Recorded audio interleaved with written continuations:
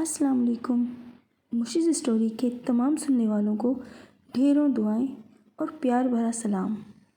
प्यारे नाजरीन, आज मैं जो बयान करने जा रही हूँ वो है हज़रत नूह अलैहिस्सलाम की कश्ती का वाक़या। तो मुलाहिज़ा कीजिए, जब हज़रत नूह अलैहिस्सलाम कश्ती बना रहे थे तो एक मोमिना बूढ़ी खातून रोज़ अल्लाह के नबी के पास अपनी गठरी लेकर आती और कहती, ए अल्लाह के नबी, कश्ती को कब तक रवाना करेंगे? हज़रत नूह अलैहिस्सलाम फरमाते, काफ़ी देर है। वो औरत रोज़ ऐसे ही करती, शाम तक इंतज़ार करती और फिर चली जाती और दूसरा दिन चढ़ते ही फिर से पहुंचकर यही सवाल दोहराती।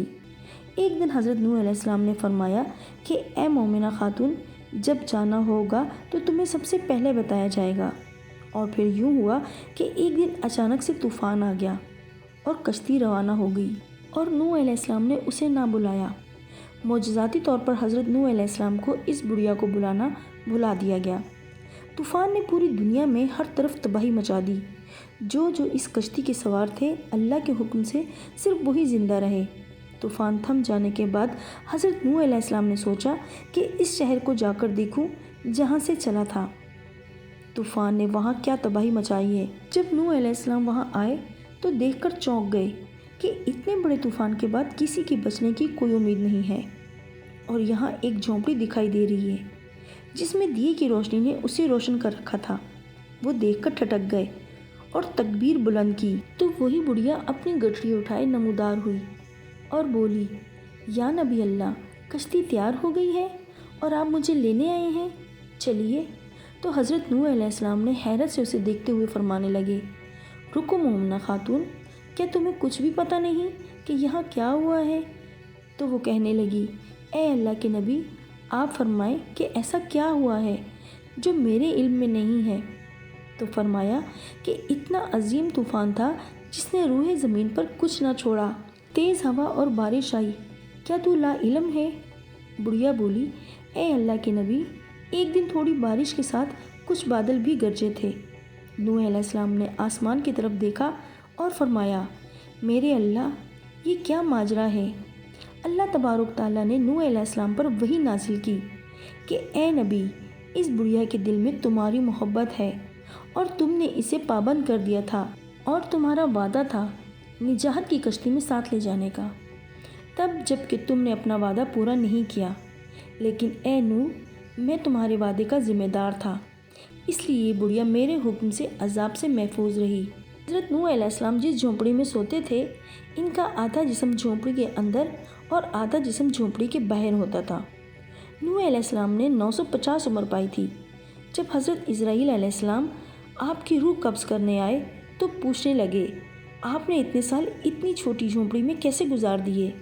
आप चाहते तो हर आसाइश से माला माल हो सकते थे। हज़रत नूह अलैहिस्सलाम ने फरमाया कि मैंने तुम्हारे इंतज़ार में इतना अरसा गुजार दिया। मलकुल मौत ने कहा कि एक वक्त ऐसा होगा जब लोगों की उम्रें 100 से भी कम होंगी, पर वो बड़े बड़े महल बनाएंगे।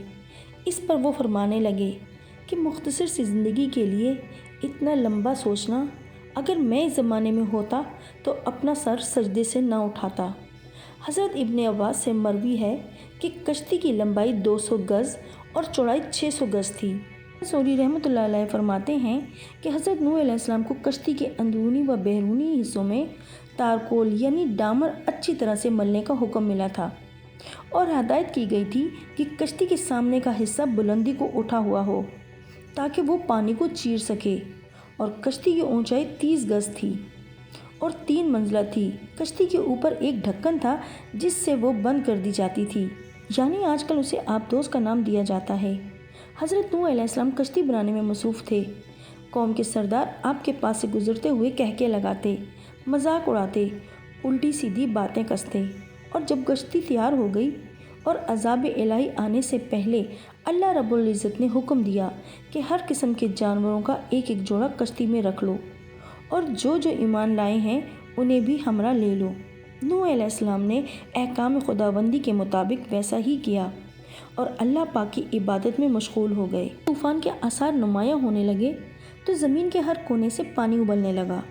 हर शय को बहा ले जाने के दर पे था। तूफ़ान के वक्त क़यामत का सा मंजर था। इतनी बड़ी कश्ती पहाड़ जैसी लहरों का मुकाबला कर रही थी। حضرت نوح علیہ السلام نے اپنے بیٹے کاران کو دیکھا اور اسے کشتی میں سوار ہونے کی دعوت دی جو بہت اونچی جگہ پر موجود تھا۔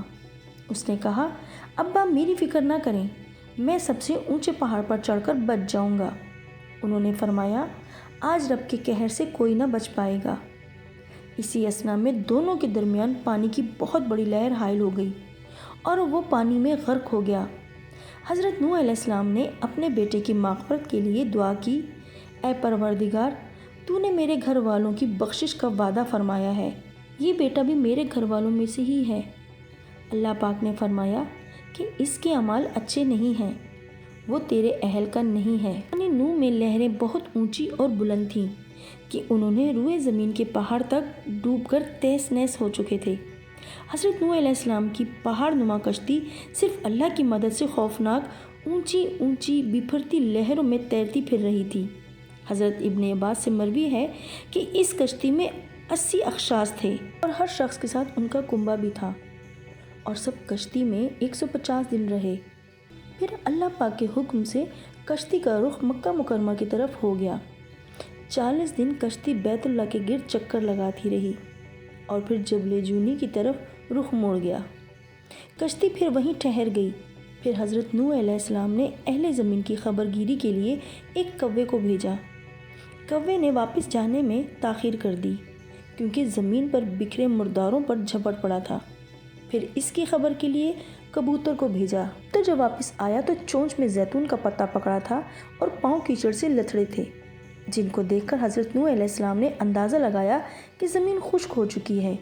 حضرت نوح علیہ السلام جودی پہاڑ سے اتر کر ایک بستی تعمیر کی جس کا نام سمانین منتخب کیا، یعنی 80 آدمیوں کی بستی۔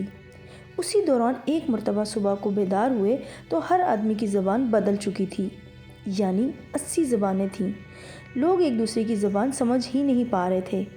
پھر حضرت نوح علیہ السلام ہر ایک کی ترجمانی فرماتے رہے۔ پدارہ رضی اللہ تعالیٰ عنہ فرماتے ہیں کہ قوم نوح علیہ السلام کی یہ افراد محرم الحرم کی 10 تاریخ کو کشتی سے باہر آئے۔ پھر نوح علیہ السلام نے ایک بستی بسا کر دنیا کو جاری اور ساری کر دیا۔ اس لیے آپ کو آدمی ثانی بھی کہا جاتا ہے۔ اللہ تبارک تعالیٰ سے دعا ہے کہ اللہ پاک سب کو اپنے حفظ و امان میں رکھے اور سب کو بخشش عطا کرے، آمین یا رب العالمین۔ امید کرتی ہوں کہ میرا یہ واقعہ بھی سنایا ہوا آپ سب کو بہت پسند آئے گا۔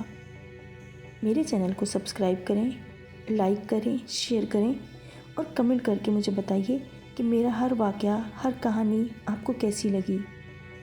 ہر نئی کہانی آنے تک کے لیے اپنا بہت زیادہ خیال رکھیے گا۔ اللہ نگہبان۔